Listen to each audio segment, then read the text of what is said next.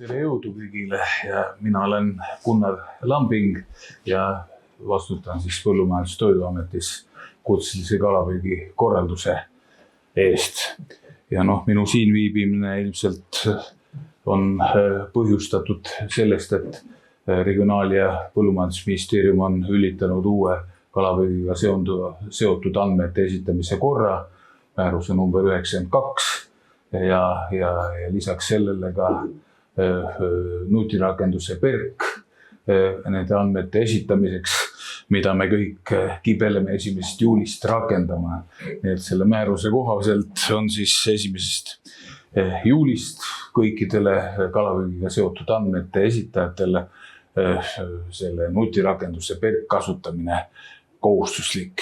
Ja meie siit Põllumajandus- ja Toiduameti poole pealt püüame teile seda nii mugavaks teha, kui see üldse saab olla. Ja ilmselt osa teist on juba omaks võtnud selle rakenduse nii-öelda ja soovivad lausa seda kasutada, aga teine pool, kes on vähem nutiseadmetega kokku puutunud, on võib-olla veidikene hajevil sellest muutusest, aga ma arvan, et ühelgi koolitusel, kus ma olen osalenud, et ei ole keegi ütlenud, et ta ei saa hakkama. Alati on lõpuks kõlama jäänud ka kõige nõrgemate puhul see lause, et küll me hakkama saame. Ja minu arvamust mööda on kalurid väga targad inimesed, kes alati leiavad igas uues ka selle, mida nad enda huvides ära saavad kasutada.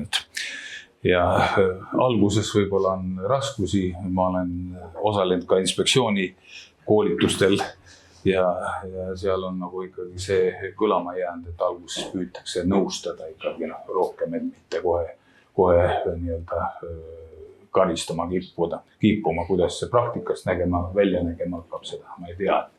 Et meie ülesanne on muidugi seda õigusakti tõlgendada ja rakendada seda PERK nutirakendust. Ja kui ka seal mingid küsimused või asjad teil tekivad, siis meie asutus on teie jaoks alati lahti. Minu telefon, Katri Spirka istub seal arvuti taga. Tema ja on meil teised inimesed on olemas ka telefoninumber, üldine telefoninumber 662230 lõpus, kus vastatakse PERK-iga seotud küsimustele. Ja ühiste jõududega, ma arvan, me saame sellest asjast hakkama, sest vanemad tegelased, kes suudavad ikkagi selle omandada, siis nad võivad arvestada sellega, et nende töine elu on märgatavalt pikenenud. Aga ma täpselt ei tea, missugused huvid teil nende asjade seoses selle PERK-iga siin on. Ma olen küsimustele avatud, nii palju kui see meie pädevust puudutab. Aga võib-olla esmalt veel kord see meeldetuletus, et 1. juulist ootame, et ikkagi kõik andmed, kalapüügi seotud andmed tuleksid meile elektrooniliselt selle PERK nutirakenduse kaudu ja loodame, et see süsteem Regionaalministeeriumil on ka nii tehtud, et see sellele suurenenud koormusele vastu peab.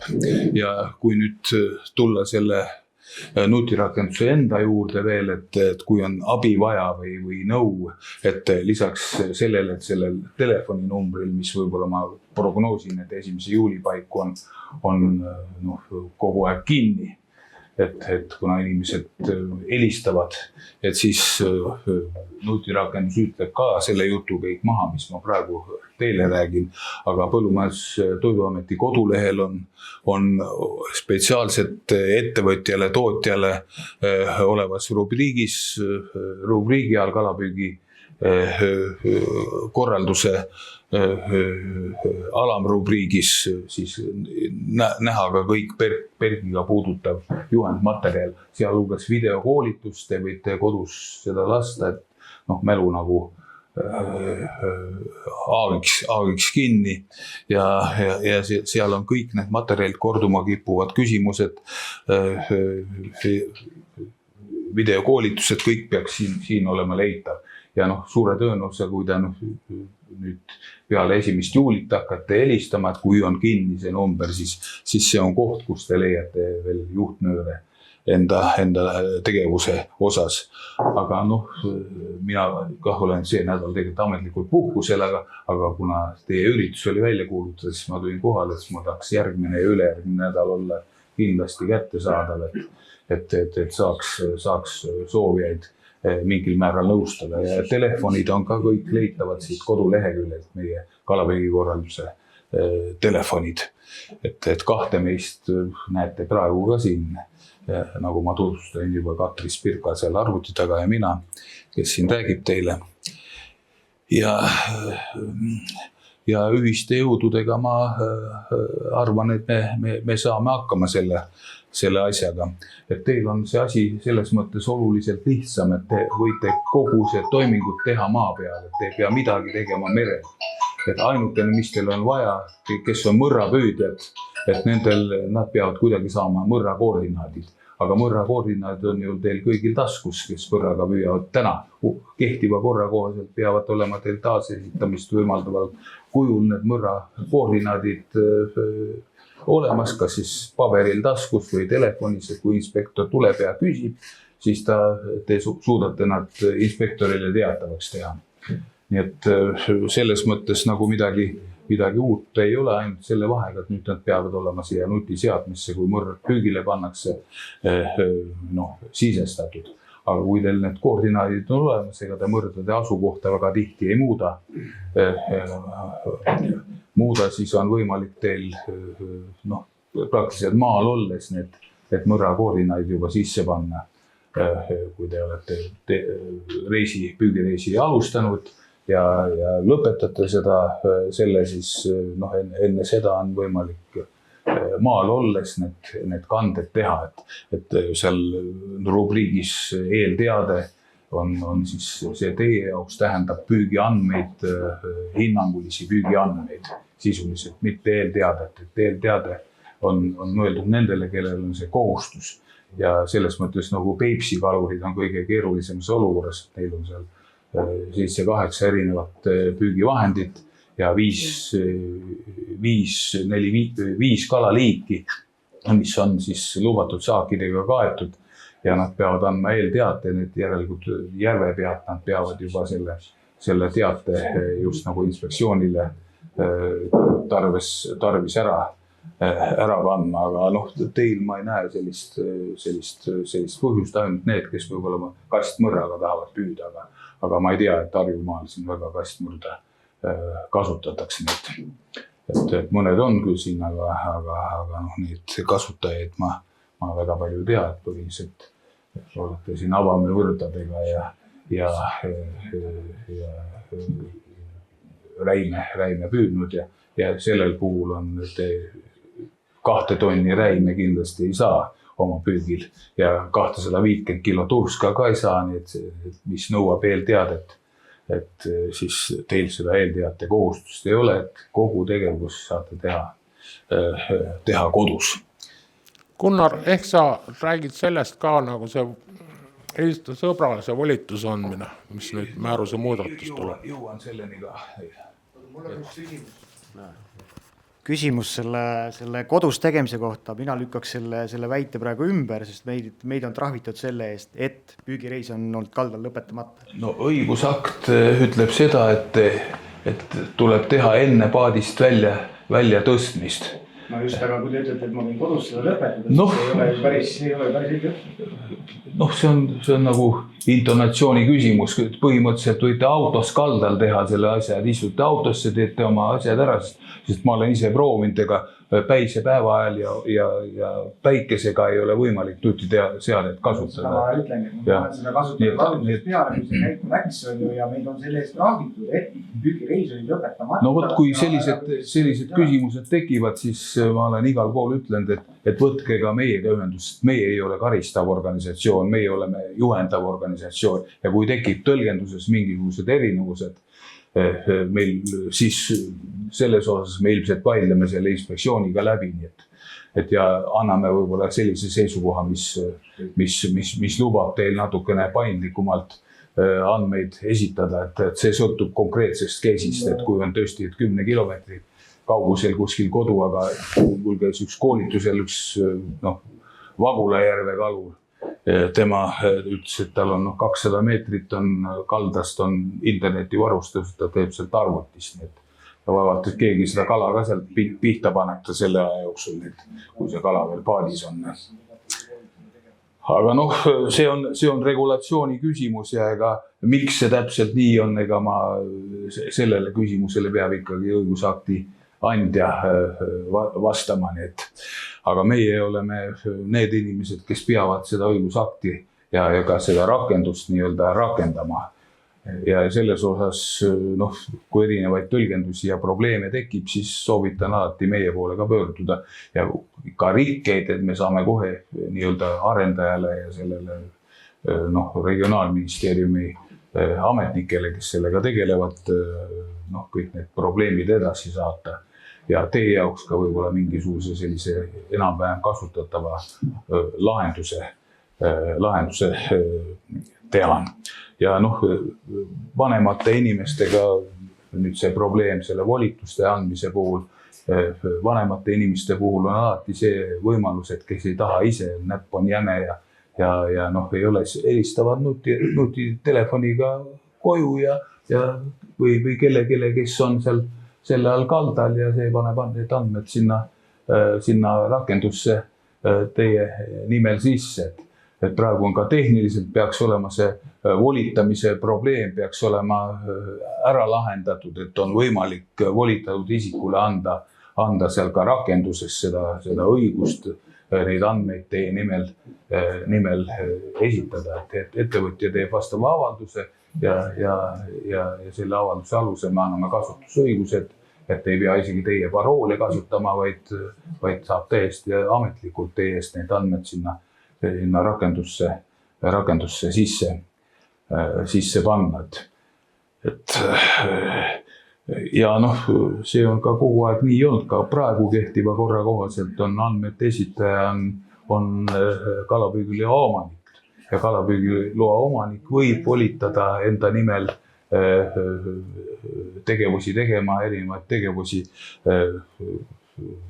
nii-öelda ükskõik millise teovõimelise füüsilise isiku.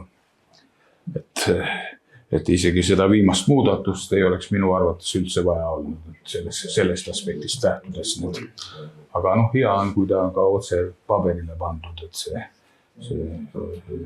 seda see viimane määruse muudatus ka ilmselt sisaldab. Kellelgi oli küsimus oli? Kodulehel on toodud ka testprogramm, et kus võib nii-öelda varasemalt vaadata, see testprogramm annab tegelikult veateate, kui sa nii-öelda... No seda tuleb siis selgitada, millest see veateade tuli. Kas ta tuli mingisugust tehnilisest veast või teie tegite midagi valesti, et meil see töö käib püsivalt, nii et kui me anname kõigepealt siit testkeskkonna kasutamise õigused, parooli ja kasutaja tunnuse nendele, kes seda soovivad, nendele kaluritele või ettevõtete esindajatele või volitatud esindajatele.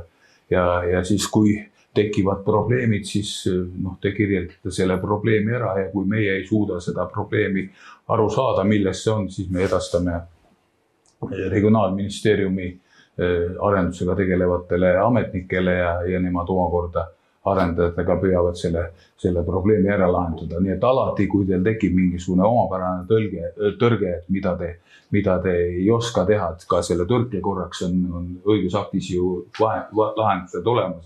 Et kui sellel krikke korral, kuidas tuleb käituda.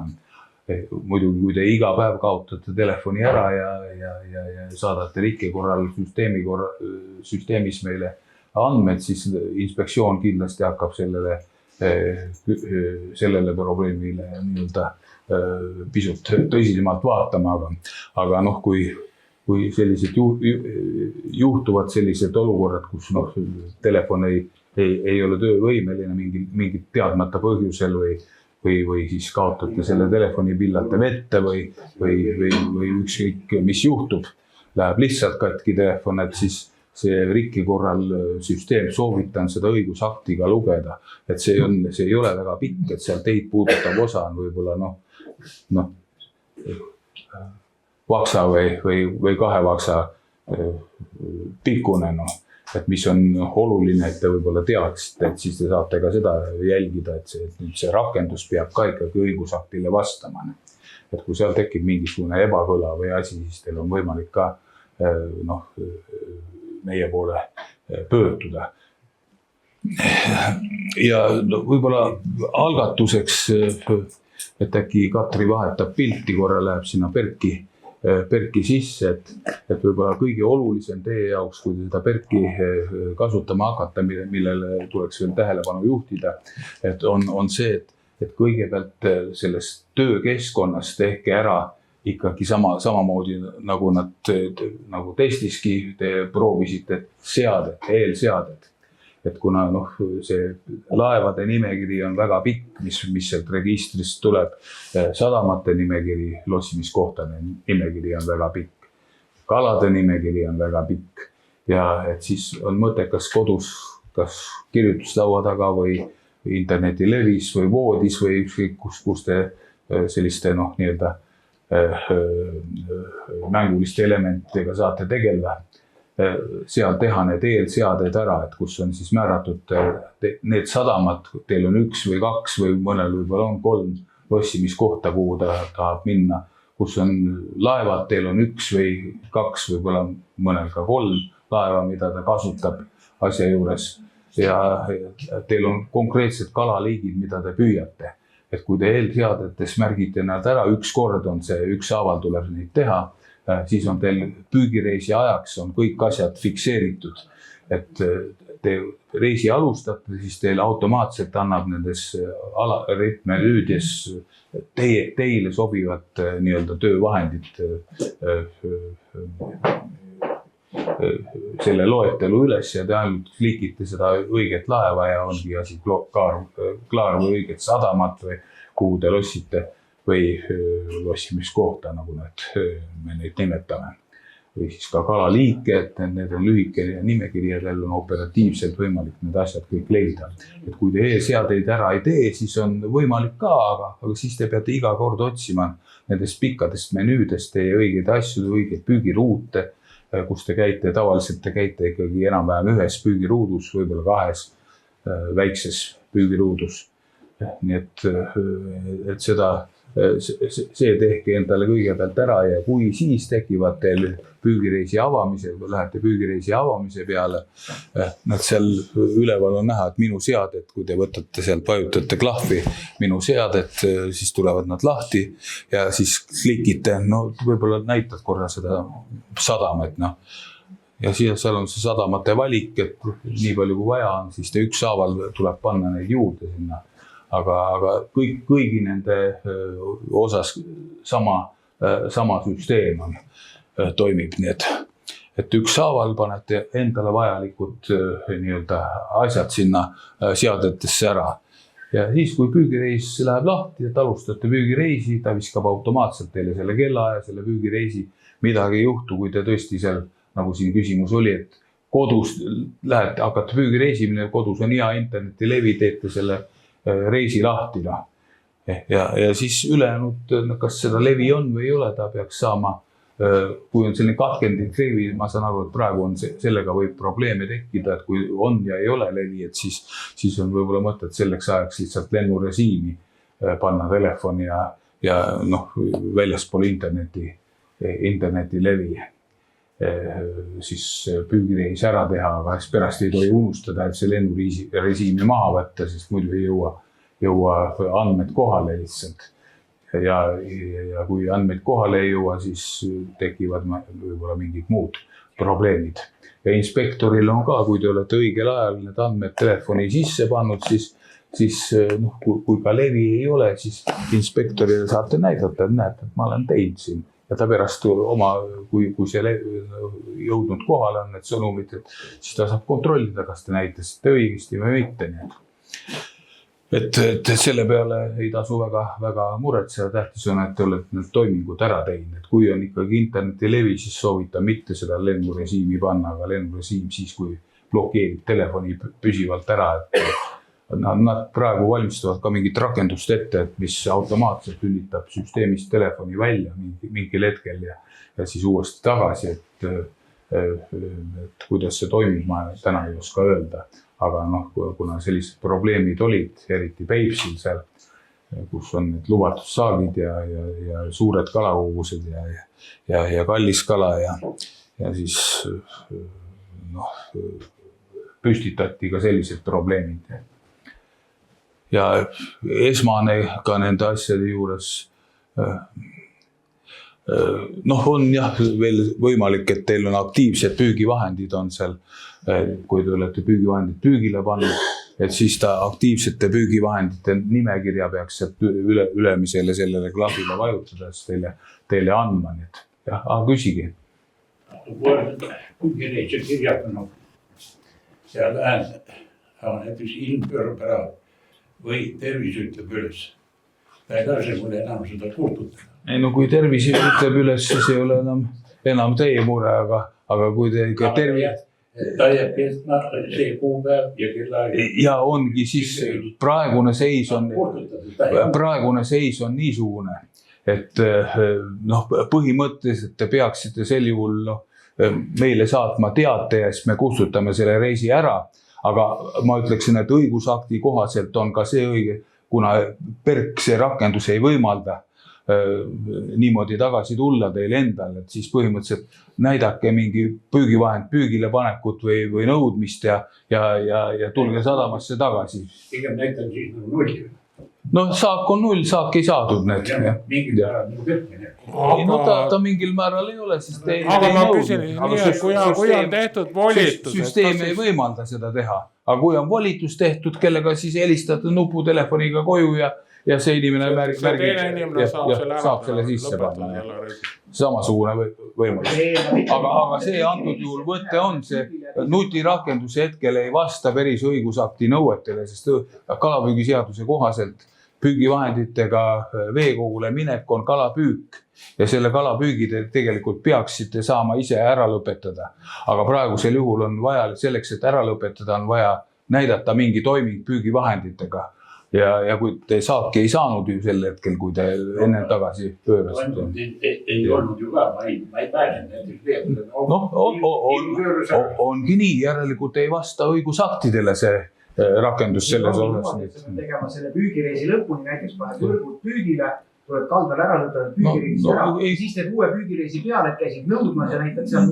Nõuad ühte püügivahendit ja jätad sama palju püügile ja see on nagu selline ajutine abinõu, aga ma arvan, et lähiaegadel ikkagi nad teevad selle rakendusega õigusaktile vastavaks. Aga see on teie nii-öelda valik, kui te ei taha seda teha, et tulete kaldale ja helistate meile, et kui lõpetage see püügireis ära, et ma tulin sellel põhjusel varem maha, et süda läks pahaks ja hakkas merehaigus. Või siis ilm läks kehvaks ja tulid teised plaanid ja mis iganes.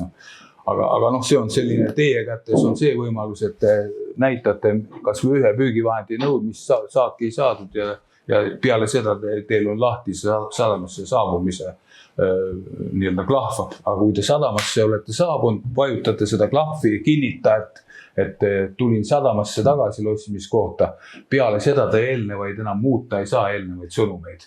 Aga senikaua, kui te ei ole seda sadamasse saabumise klahvi vajutanud, senikaua te saate ka eelnevaid kõiki sõnumeid peaksite saama muuta. Ja kui ei saa, tekib mingi probleem alati. Meil näiteks siseveekogudel Võrtsjärvel oli ka probleem, seal on üksik mõrrad, püügivahendid, äärevöö avamäe mõrd. Ja seal kalapüügi eeskirja kohaselt on võimalik ka tavalised mõrrad panna jadasse. Et kuni kilomeeter pikk või kilomeeter pluss oli see pikkus. Ja õigusakti kohaselt on vaja tähistada üks lipp jada puhul, kas kaldapoolne või avaveepoolne lipp ja panna selle koordinaadid, et kuidas selles olukorras käituda. Et sai ka soovitud anda, et see sissepanek peab olema ju koordinaatide kaupa. Sellele ma usun, et lahendatakse, see võimalus tekitatakse, saab ka ühe koordinaadiga panna. aga noh, tal on võimalik, sissepanek on kõige keerulisem, et siis on vaja need koordinaadid näidata.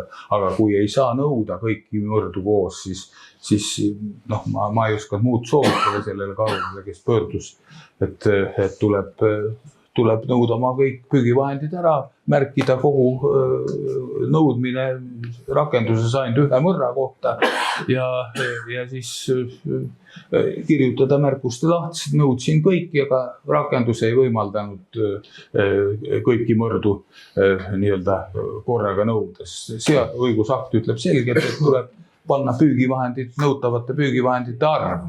Ja kui sa paned arvu, siis kui tekib seal tõrge mingisugune, siis see on nagu selline ajutine lahend, aga ma arvan, et see saab ka mõne aja pärast nii korda, nagu ta õigusaktis kirjas on.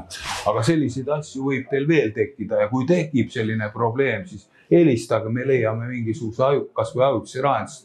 Ilmselgelt alguses mingisugused ebakõlasid tekib selle süsteemi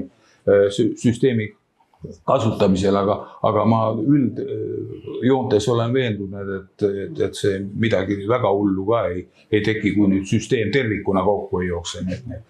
Et praegu me kasutamist ei tea, sest paljud ilmselt hakkavad kasutama alles 1. juulist alates, et ma Hiiumaal käisin seal.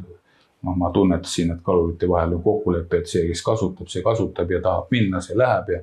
Aga massiline kasutamine hakkab ikka 1. juulist. Ja ma arvan, mitte ainult seal, vaid mitmetes muudes kohtades samuti.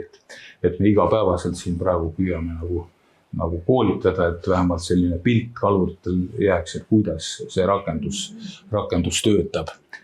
Ja ma ei tea, kas teil on ühe loaga püüdjad või on mõnel mitu luba ka. Et siis kui te lähete nüüd püügireisile, siis ta annab teile kohe selle lubade valiku, et mis loaga. Ja teil on alguses ka võimalik kohe valida, et mis loaga ta püügile läheb. Et siis põhimõtteliselt on kõigi lubadega korraga võimalik püügile minna. Aga on võimalik ka üksiku loaga püügile minna, et kui te kõik load jätate linnutatuks, et on nagu püügil, siis reisi ajal võite ka teist luba nõudma minna, aga nõudmise puhul peab see õige loa number olema märgitud, et missuguse loa püügivahendit te nõuate, et nagu varasemaga võrreldes ongi selle 1. juulist kehtima hakkava korra nii-öelda sisuline muudatus ka see, et kui praegu kehtiv kord ütles, et üks püügipäevik ja üks luba, siis uue korra puhul on võimalik mitu luba ja üks püügipäevik ja mitu luba ja üks püügipäevik ja mitme ettevõtte mitu luba. Et on selline nagu ja samamoodi on ka see võimalik, et kui te lähete püügile, et on võimalik, et üks luba, aga 2 erinevat kalurit erinevates kohtades teevad püüki.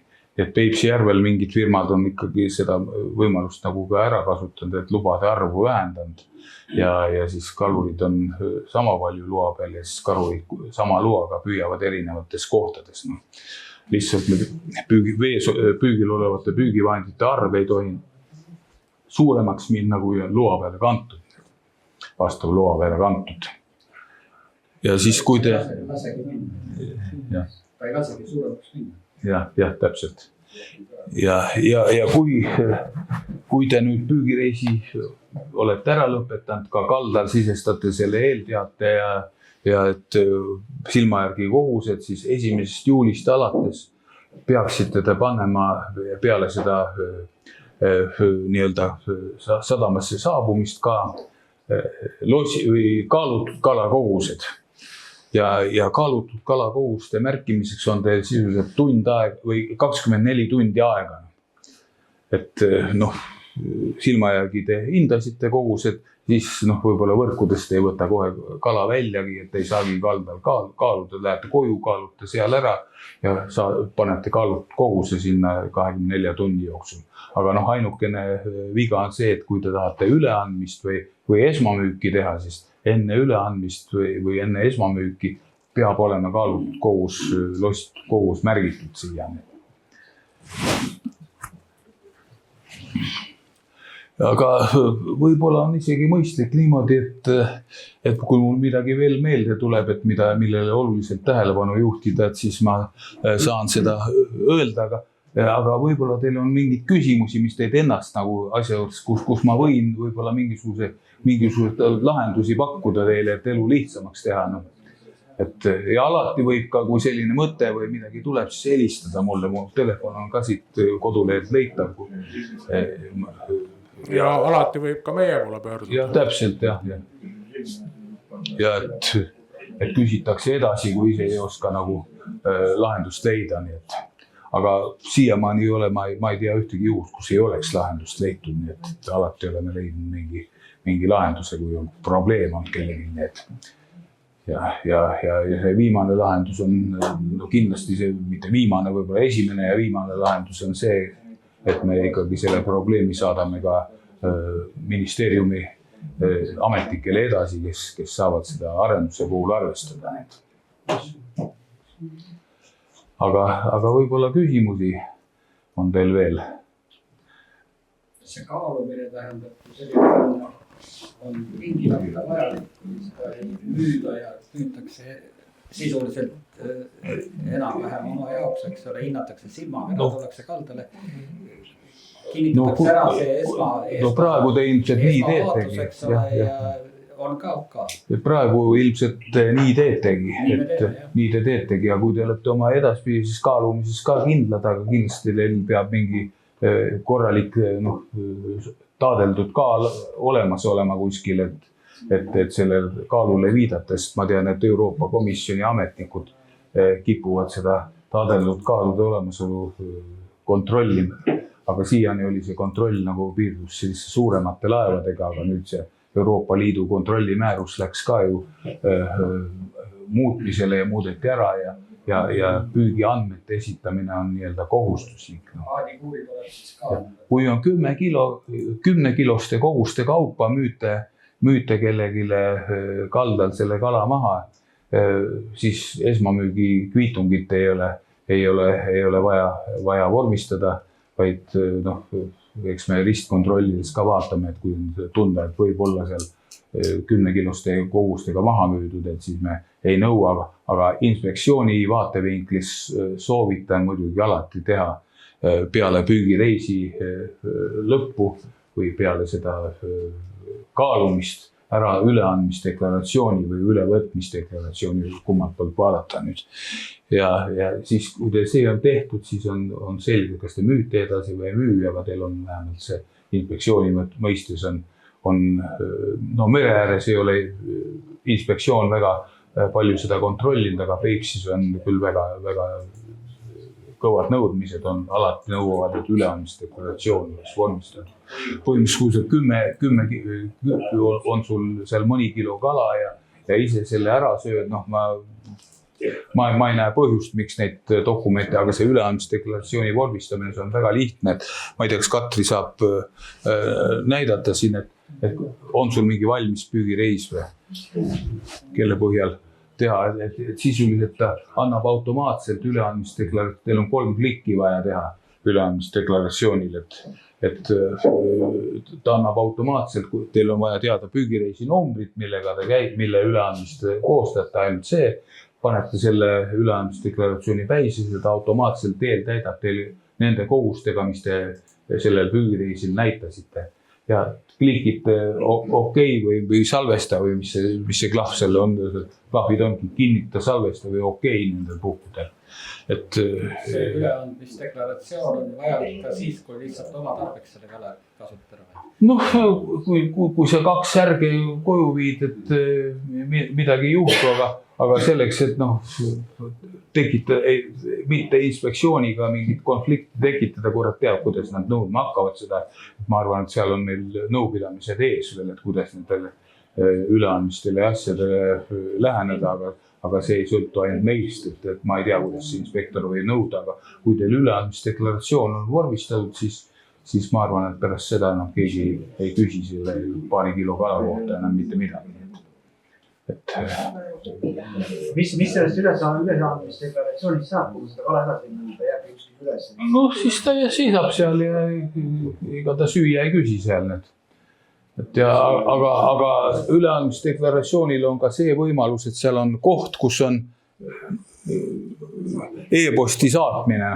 Et kuna kala päritolu peab igas aspektis olema tõendatud, siis kalapüügiseaduses on kala päritolu tõendatud asjades püügiaruanne, lossimisdeklaratsioon, üleandmisdeklaratsioon ja esmakokustu kviitung. Kui üks nendest on iga kalapartiiga kaasas, siis kellelgi ei saa probleemi tekkida selle asja osas, aga see meili saatmine on siis selleks, et kui te tahate PDF väljatrükki või midagi niisugust teha, siis te panete sinna oma meili, kuhu on seda vaja saata, kelle meilile ja see saab oma meili pealt selle deklaratsiooni välja trükkida, kas siis elektrooniliselt või paberile, kuidas tal parasjagu vaja on.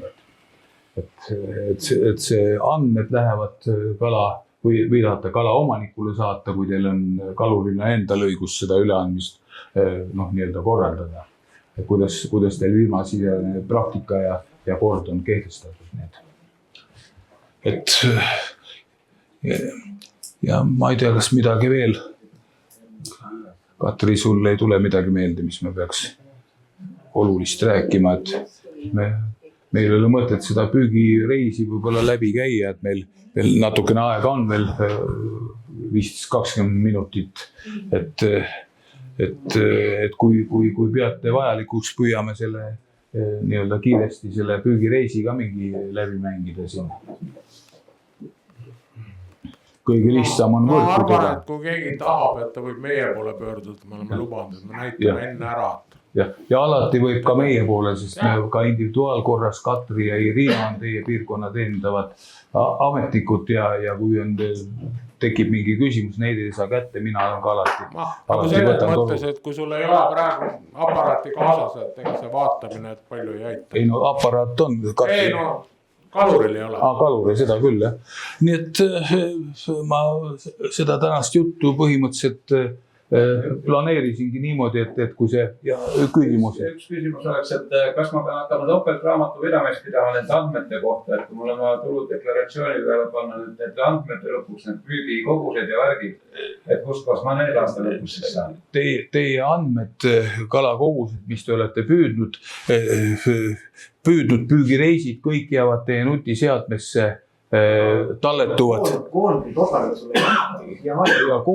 Koondid saate, kui kutselise kalapüügiregistri kasutamine on teil olemas, siis sealt oma koondi saate ka välja võtta, nii et vähemalt peaksite saama. Ja kui tekib mingi muu probleem, et kontrolli vaja on, siis saatke meile meil, et soovite selle perioodi kohta nüüd kalapüügi väljapüügi andmeid, et see ilmselt võtab natukene aega meil, sest meil on juba nagu kolmandik koosseisust on juba avansiks ära koondatud, et ma ei tea, kuidas meil seda jõudlust jätkub. Et pakkusime, et ootame ära, et kuidas see rakendamine toimub, aga 3 inimest läksid juba üks 1. juunist ja teine 1. juulist need ja Vabaameti koht ka, mida 4 inimest täitsid, see veel lisaks need. Aga püüame endast sõltuva teha, et ükski küsimus ei jää vastamata, et kui tekib, et ei ole piisavalt kiiresti vastatud midagi, võtke ka torupihku ja tuletage meelde, et selline asi on.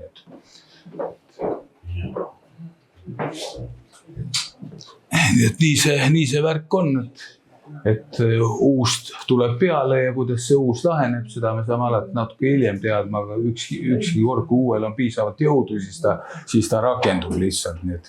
Oluline on see ka, et teie ja inspektsioon nagu ühes infoväljas oleks. Meie oleme siis lõpuks vahendajad, kellele siis seal...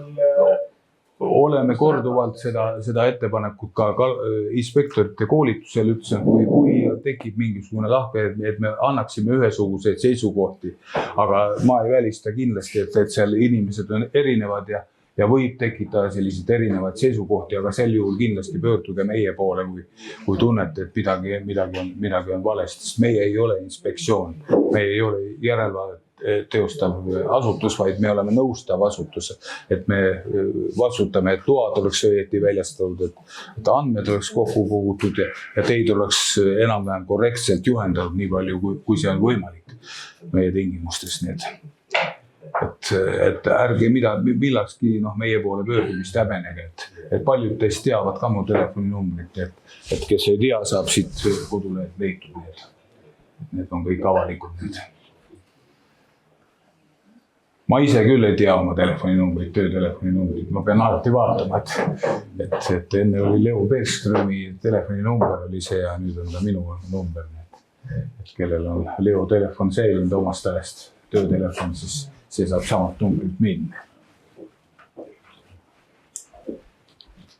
Nii, kas on kellelgi veel küsimusi või olen midagi ära unustanud, mis teid nii-öelda muretsema paneb ja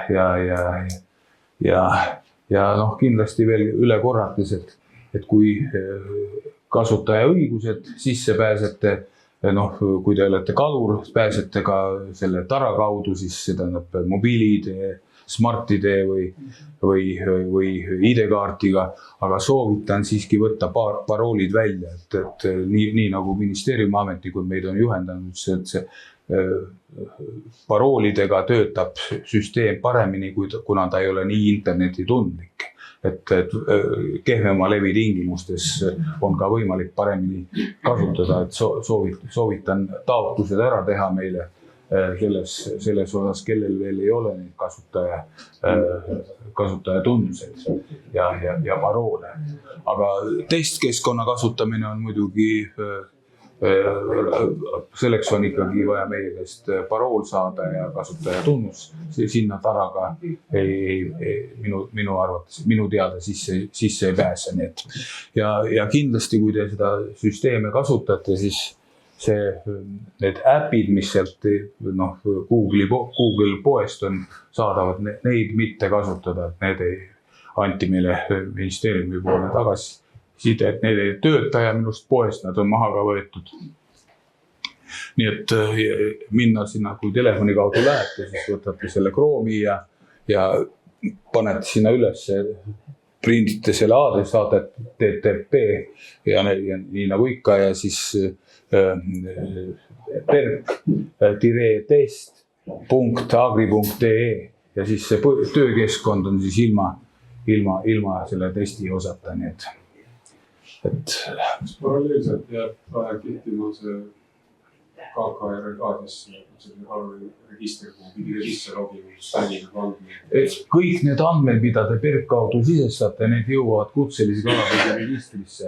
Nii et meie saame need ja inspektor ka põhimõtteliselt saab need andmed sealt registrist. Et see, kui internetti ei ole, siis see andmed edasi ei liiku, aga nagu te internetti jõuate ja kui te lennurežiimi pole vandasse, siis kõik andmed liiguvad automaatselt kutselise kalapüügi registrisse ja aruanded me teeme selle ikkagi kutselise kalapüügi registri väljavõtete abil nii-öelda ja siis lisaks on see abivahend nii-öelda business objects ja aruande moodul, kus siis osa aruandeid on meil sinna üles ehitatud.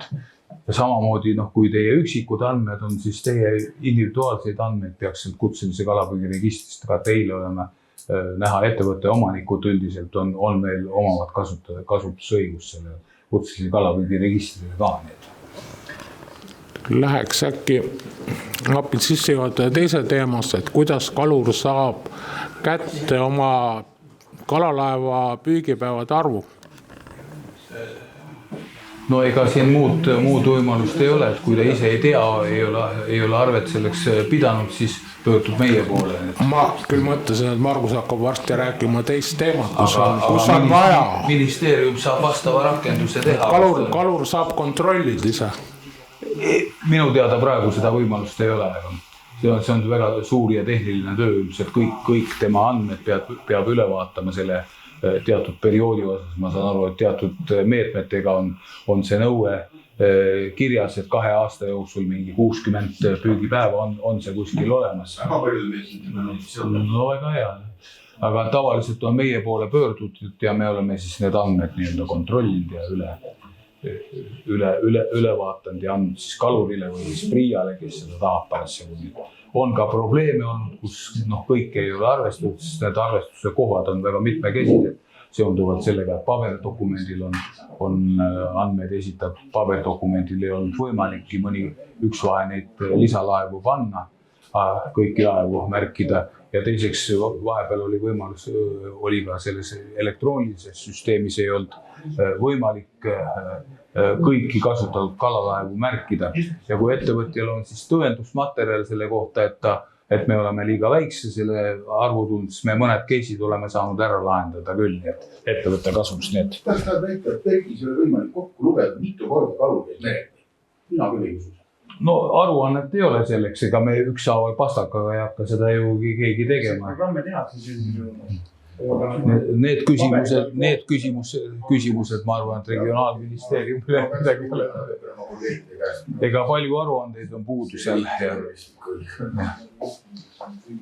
Aga midagi teha ei ole praegu, see süsteem on nii-öelda ikka algjärjekorras ja ma arvan, et teda püsivalt täiendatakse. Meil on nädalased sellised briifingud, kus Geno räägib, mis on, tähendab, Geno Kaasiks on see nii-öelda rakenduse projektijuht siit regionaalministeeriumi poole pealt, et jälle mis asjad on piletitesse pandud ja millal ja mis hetkel tulevad, aga ilmselt see aruandluse pool, see tuleb ikkagi hiljem kui see, et teie saaksite seda kasutada.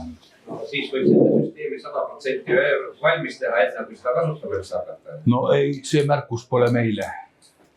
Meie kasutame seda süsteemi, mis meile on antud ja põhimõtteliselt teda kasutada on võimalik. Nagu alguses ütlesime, et meie rakendame seda materjali, mis meile on antud rakendamiseks. Ja ma olen üsna veendud, et see aruandluse moodulite täiendamine, see tuleb ka võrdlemisi ruttu sinna taha juurde. Kuidas koordinaate paika panna?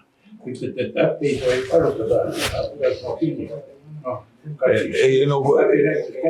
Ei, mobiilis teil on, näita seda kohta, kui sul on lahti veel see, et kus see koht on, kus see koordinaadid saab panna. Et seal on spetsiaalne klahv on, kus võtta seadmest need koordinaadid, ma ei tea, mis ta pealkiri täpselt oli, aga vajutate sinna peale, et automaatselt annab need koordinaadid sinna. Ja oli inspektsiooniga ka jutt, et arvestage sellega, et kui koordinaadid, teie inspektsiooni koordinaadid on erinevad, et siis öelge kaluritele õiged koordinaadid ja nad panevad õiged koordinaadid sisse.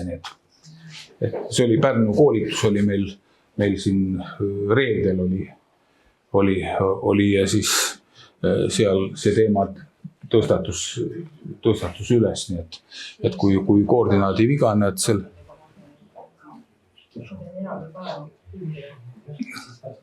sul on koordinaadid sees juba, et seal vaatagi, et pane üks veel saad ühe püügile panna. Et kui püügireis teha, seal on spetsiaalne klahv, et võta seadmist ja ta viskab selle seadmist, kui sul seadmes GPS on olemas ja internet on olemas, ta peaks andma teile seadmist need koordinaadid sinna lahtrisse. Aga koordinaat ei ole igal juhul vaja. Kas see võrguga lähed? Võrgu puhul ei ole koordinaadid on vajalikud ainult mõrdade puhul. Igasuguste mõrdade puhul ja kui on mõrra jadaga tegemist, siis õigusakti kohaselt on ainult kaldapoolsema lipu või siis avavee poolsema lipu koordinaat vajalik. Aga kas jões silmumõrral siin on täpselt samad teha? Või aitab sellest, kui kalda peal kus see lipuke on selle märgistus, et seal saab koordinaadid panna või peab olema kohe täpselt seal silmurüsa peal, sest need koordinaadid panna? No vot, ma arvan, et nad seda silmumõrra puhul äkki see teema oli üleval meil, aga kas see on välja lülitatud, ma ei tea, kas rakendus nõuab ükshaaval nende püügile panemist või võtta, seda peab proovima siin, et ma ei ole kõiki variante proovinud.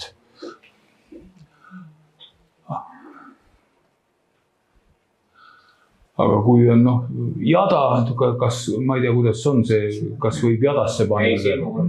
Ei või. No selge, siis on ikka iga silmumõrra kohta on koordinaat, kui see nõuab koordinaati, aga kui ta ei nõua see süsteem, et ma ei tea, Katri, sa saad silmumõrra püügile panna kord. Meil on veel 10. Ei ole lube, ei ole selliseid kätte saadavad. Testkeskkond nõuab ka, et load oleks vormistatud. Näed, seal on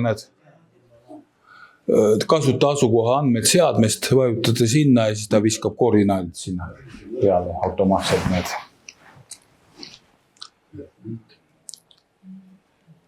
Ja kui merel oled, kas siis on merekaardi peal ka olemas, et kui sa oled merel? Kaardirakendus on siin olemas. Ei, ma mõtlen, et inspektsioon näeb, et sa oled merel. Ei näe. Kui laevale GPS pannakse, Peipsi järvel on selline moodus GPS-id on peal seal ja seda inspektsioon näeb. Neil on kohustus, et GPS peab peal olema ja selle järgi on see laevade liikumine, kõik näha, kus ta läheb. Ja ma tean seda, et see inspektorid seda jälgivad, kus need laevad käivad. Et ilusti on näha, et kes kuskile põõsa alla kala maha paneb ja siis üles korjab. Nii et ma mõnda presentatsiooni olen selle Peipsi eest vastutava juhtivinspektori esituses kuulnud.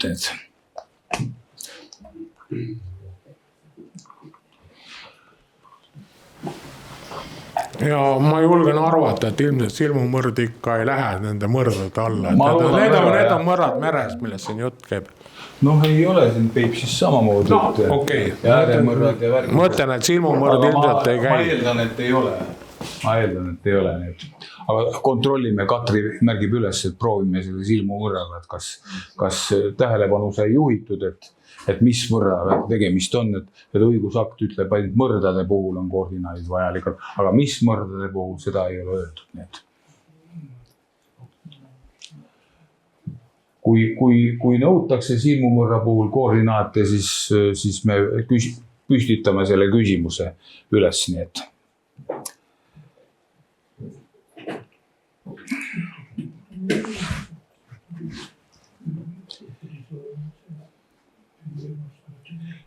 Nii on küsimusi veel. Kui ei ole, siis mul aeg hakkab ka täis saama, siis saab järgmine esineja sõna võtta ja kui alati, kui küsimused mingid tekivad ka, kui arutada vaja mingite asjade osas, mis ei ole päris selged või mis on nagu ebaadekvaatsed, siis julgelt minu telefon võtke pihku ja kui vähegi saan, siis ma vastan, et kui mingi koosolek hetkel on, siis ma üldreeglina helistan tagasi. Kui märkan, et on helistatud. Aga see on ikka hommiku 8:05. Jah. Mitte öösel kell 5. Öösel kell 5 võite ka, aga siis automaatvastaja loeb teile selle üldtelefoni pealt 6622000. Meile püstitasime sama küsimuse, aga meile öeldi, et ainult töö ajal. Et töövälisel ajal ei pea olema, aga üldiselt on niimoodi, et ma olen mõni kõnesid võtnud ka töövälisel ajal ja ma ei vaata, et see oleks kindlasti kella 4-5, kella 7:30 või 8:30. Et kui on ikkagi, ma olen telefoni näen, et helistaks, siis ma võtan ka seda torumi. Et eriti ilmselt sellel perioodil, et muidugi kui tekib niisugune olukord, et telefon ainult laupäeval pühapäeval heliseb, siis ma võib-olla panen vaikse peale ka, aga üldiselt olen valmis suhtlema. Ja töövälisel ajal see üldnumber annab siis ka teavitused, kust abi võiks saada meie kodulehelt. Aga kui küsimusi rohkem ei ole, siis üks küsimus on veel, vähemalt käsi oli. Mul on üks küsimus, et kui ma panen võrgu sisse, täidan kõik ilusti ära. Mida inspektor näeb, milline tema vaade tervist? Sel juhul, kui ta interneti levis on, siis kõik need andmed jõuavad kirja ja inspektor näeb kirjist, kui palju teil püügivahendeid on vees, mis te olete selle püügiandmetena eelteates märkinud. Kogu seda infot, mis te sõnumid olete ära saatnud, seda infot inspektsioon kutselise kalapüügiregistrist näeb nüüd. Koordinaatid ei näe. Näeb koordinaate ka. Võrkudel ei ole vaja koordinaate. Ei no võrkudel, mida ei pea olema, seda ta ei näe. Ega Peipsil on ka see probleem, et kui levi on kehva või pakub Venemaa masti seal mingil hetkel, siis lihtsalt kui ta selles lennurežiimis teeb seda, siis ta ei saa seda eelteadet ka kätte. Aga inspektorid ütlesid selle peale, neil on hea luure. Et me selle inspektorite koosolekul rääkisime sellel teemal ka ja siis nad ütlesid, aga neil on hea luure.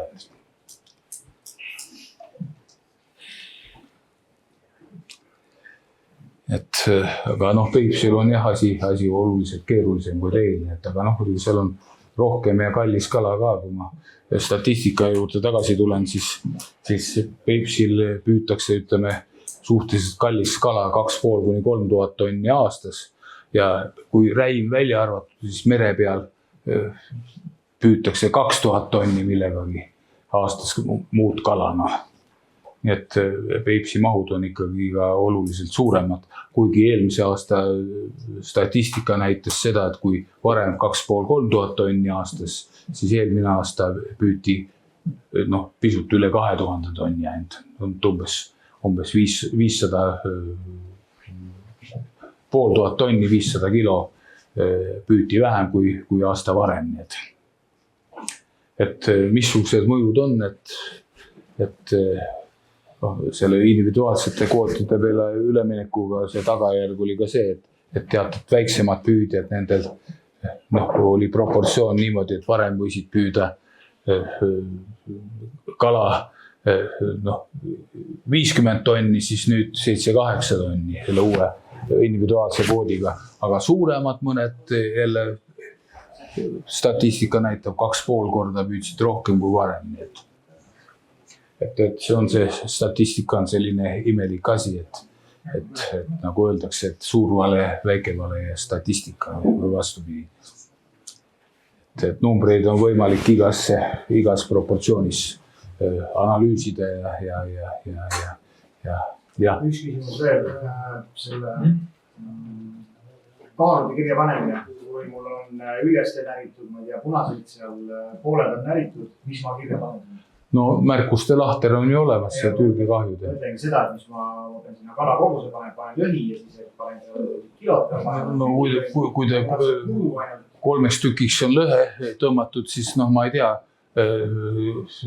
et kalakaalu hulka peaksite kindlasti märkima seda. Aga sellest on järgmine asi, mille eest ka...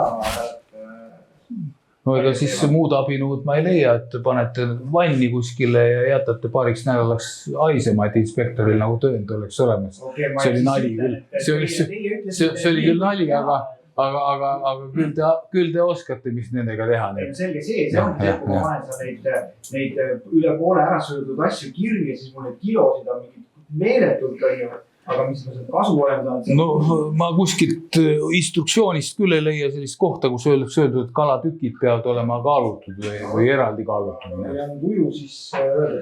Eks see ole see inimlik faktor seal, et kui te inspektori välja vihastada, siis ta võib iga moodi püüda serveerida. Aga kahju, mis te saate sellest asjast, on see, et lihtsalt vähemalt kohtukulud ja aeg vaidlemiseks läheb teil kaduma need. Täna vaidlemisena, see aeg ei ole mõte. Parem on ära vihasta inspektorid välja püüa nendega tasakaal saavutada. Et on muidugi mõned inimesed kindlasti, kes lähevad nii-öelda kaela kahekorra keerama. Suhtumine ongi sinusse selline, et sa nii petad ja oled. No jah, oli tunda küll kohati. Aga ma ei oska ka retsepti anda teile selles osas. Aga ma ei ole kuulnud, et väga palju selliseid case'e oleks sellistel tingimustel kuskil avalikuks saanud. ja see veel kord, et kui on mingi koht, kus meil on hea vaielda, sest me saame inspektoritega vaielda, et kui on probleem, andke meile teada, kas või nagu lihtsalt telefoni teel öelge, kui ei taha kirjutada, et inspektor ei karistaks pärast, sellepärast, et te kirjutasite. Et siis andke meile lihtsalt teada, me saame, kui kontakt nendega toimub, siis me saame selle küsimuse üles tõstatada teatud vormis. Nii nagu teil praktilises elus toimus nüüd.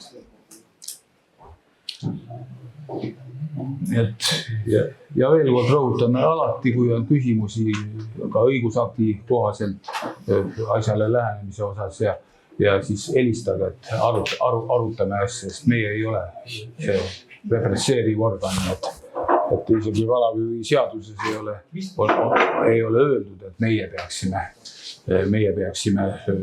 järelevalvega tegelema. Meil on ainult ristkontrollid, kus me teeme järelevalvet selles osas, et kui te numbrid meile valesti esitate, et siis me oleme küsimusi tõstatanud ja tõstatame edaspidi ka, aga teie eest tõstatame selle küsimuse ja kui ei aita, siis need tabelid lähevad lihtsalt inspektsiooni edasi. Aga meie täname tähelepanu eest ja jätame teid siin muid küsimusi arutama, et me peame paraku kell 4 linnas olema, et tund aega on piisav aeg, et seda teha, nii et aitäh teile.